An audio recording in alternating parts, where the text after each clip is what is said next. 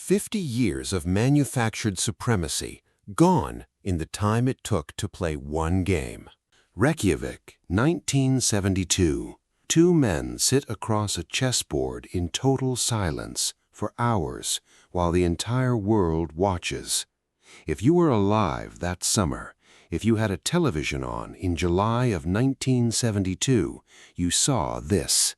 Two men, barely moving, and you were told this was the Cold War. Not a missile test, not a summit, a board game. That wasn't an exaggeration.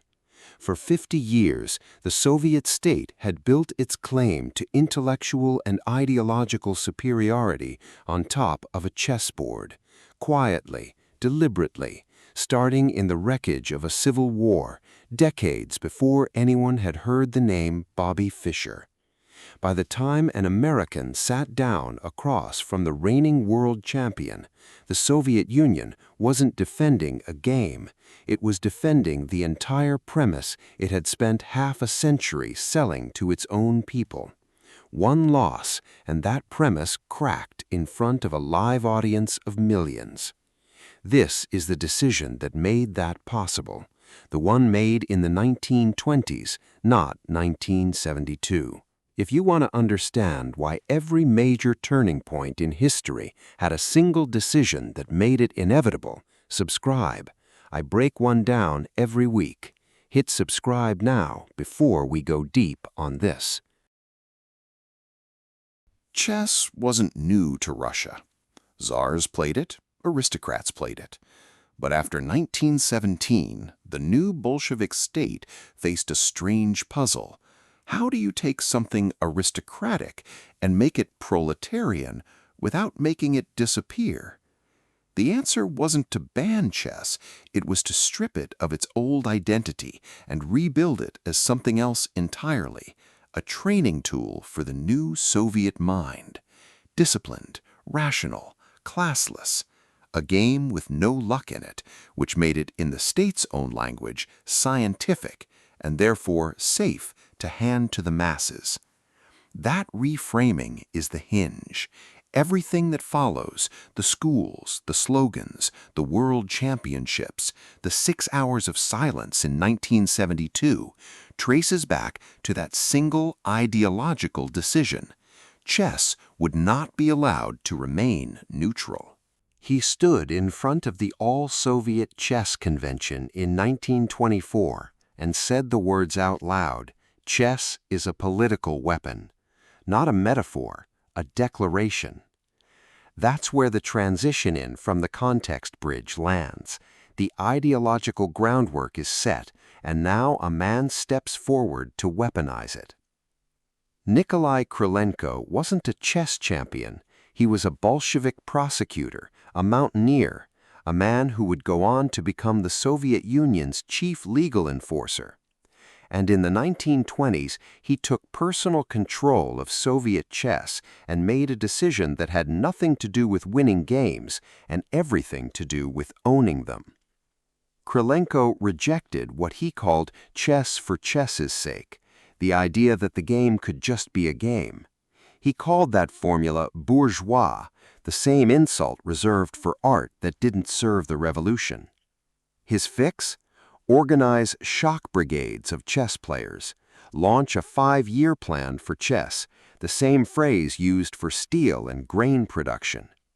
Chess clubs went into every factory, every collective farm, every workers' union hall.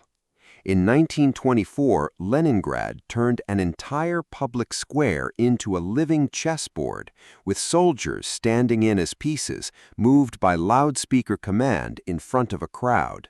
That's not sport. That's a state broadcasting a message. We are disciplined, we are strategic, and even our leisure obeys the plan. But here's what no one calculated in 1924. A training program is not the same as a permanent guarantee. You can build the machine. You cannot control what happens when someone outside the machine learns to beat it. Picture a factory floor in Soviet Russia, 1926. Between shifts, workers aren't smoking or resting. They're hunched over chessboards because the state told them this was culture, this was discipline, this was what a proletarian mind looked like at rest. A Bolshevik prosecutor named Krylenko stood in front of the National Chess Convention and said something no one expected. Chess is a weapon, not a hobby, a weapon. He meant it literally enough to fund it like one. What he built in that decade would still be standing 50 years later in a room in Iceland under a spotlight with the whole world watching to see if the weapon still worked. By the late 1920s, the Soviet chess program had scale no other nation could match. State stipends, full-time coaches, youth academies feeding into national tournaments, and a pipeline built the same way the state built everything else it wanted to dominate: top-down, funded, and permanent. This was never meant to produce a champion. It was built to produce an unbroken line of champions, forever. And for 24 straight years, that's exactly what it did. By 1948, the machine Krylenko built had done exactly what it was designed to do, and that success was about to become the most dangerous thing about it. Mikhail Botvinnik took the world championship in 1948, and from that year forward, the title didn't leave Soviet hands. Smyslov, Tal, Petrosyan, Spassky, name after name, all products of the same state pipeline Krylenko had built 2 decades earlier. To the outside world, this looked like proof of Soviet intellectual superiority, proof that the scientific, disciplined communist mind simply outthought the chaotic West, piece for piece, year after year. On the surface, the gambit had paid off completely. 24 unbroken years of world titles is not a lucky streak, it's a system working exactly as intended. But the same unbroken streak that proved the system's genius also removed the one thing every closed system needs to survive contact with an outsider: the memory of what losing feels like. A machine that has never lost has no idea how fragile the story around it has become. And by 1972, the Soviet chess establishment had spent so long being the only story that they had stopped preparing for a different one. That's the part almost no account of 1972 tells you. The story people know starts with Bobby Fischer walking into Reykjavik. The real story started 48 years earlier in a convention hall with a prosecutor declaring war on the idea that a board game could just be a board game.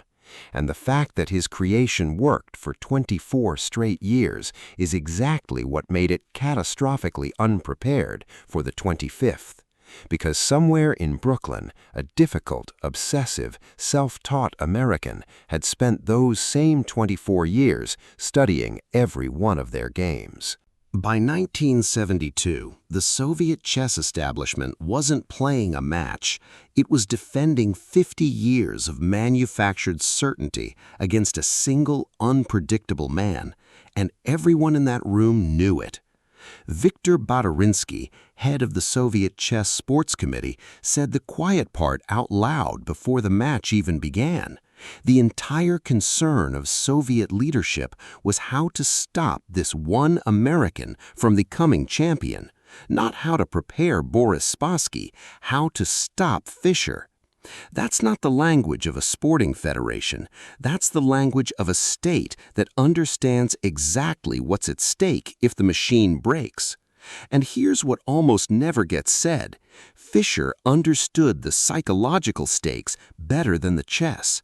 He delayed his arrival, demanded a bigger prize fund, fought over lighting, over cameras, over the exact chair he sat in, a Charles Eames leather swivel chair flown in specifically at his request, so specific that a matching one had to be flown out for Spassky just in case.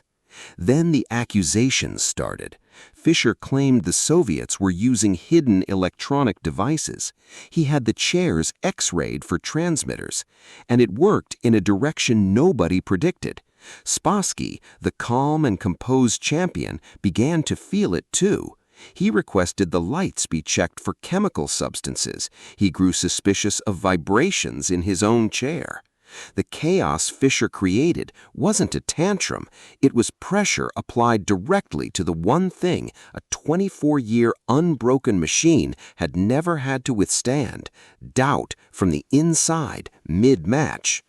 So why did Spassky, the calm, disciplined product of the very system built to withstand exactly this kind of pressure, start to crack anyway?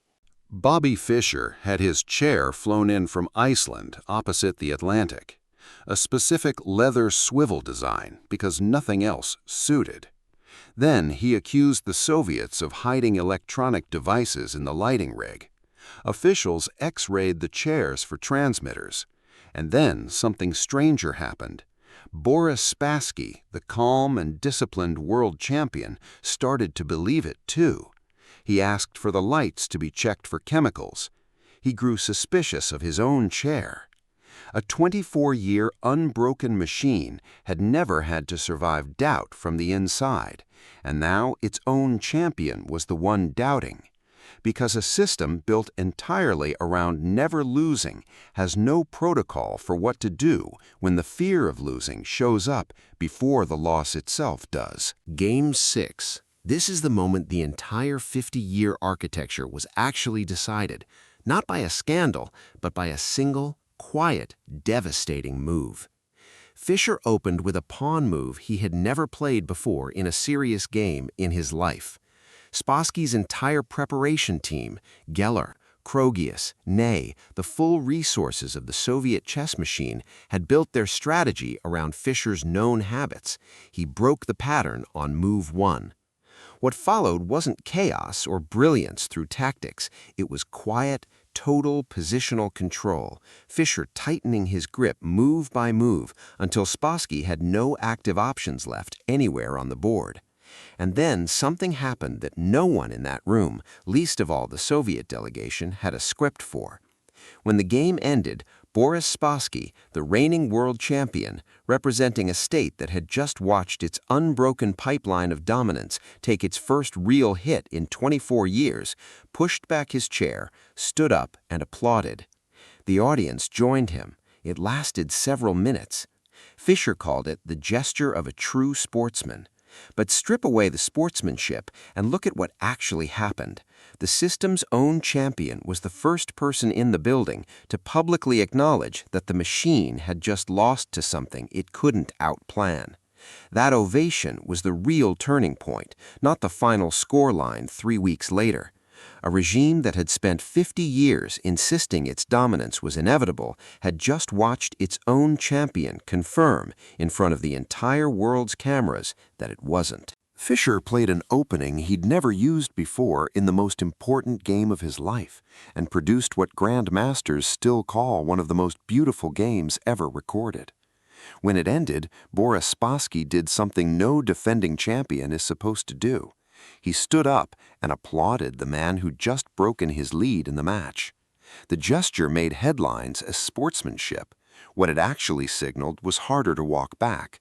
The Soviet Union's own champion had just told the world, without saying a word, that the 50-year machine had met something it hadn't accounted for. Fischer went on to win the match outright, ending 24 consecutive years of Soviet World Championships in one summer. But the score wasn't the real casualty. The real casualty was the story the Soviet state had told its own citizens since 1924, that its system produced a superiority no outsider could touch. 6 hours of silence in a room in Reykjavik had just proven that story false on television in front of the entire world the state had spent 50 years trying to convince. Here's the part almost no retelling of 1972 gets right. The loss didn't happen because of a chair, or lighting rig, or paranoia in the final weeks. It happened because a state made a decision in the 1920s to turn a neutral pastime into a permanent ideological weapon. And a weapon you build to never lose is a weapon you've quietly made incapable of surviving the day it finally does. Krylenko's chess machine won for 24 years because it faced no real outside pressure. The moment it did, the very discipline it was built on became the thing that cracked in public. The chess moment here isn't Fischer's genius, and it isn't Spassky's collapse. It's the original decision to make a board game load-bearing for an entire system's legitimacy. Because once you do that, every single game afterward carries 50 years of consequence on 64 squares. So the next time you hear that a nation's greatness is inevitable, ask what quiet, ordinary thing it decided to stake that greatness on, because history says the stake always comes due. If you want to go deeper, the next breakdown is right there, and if you found this useful, subscribe before you leave.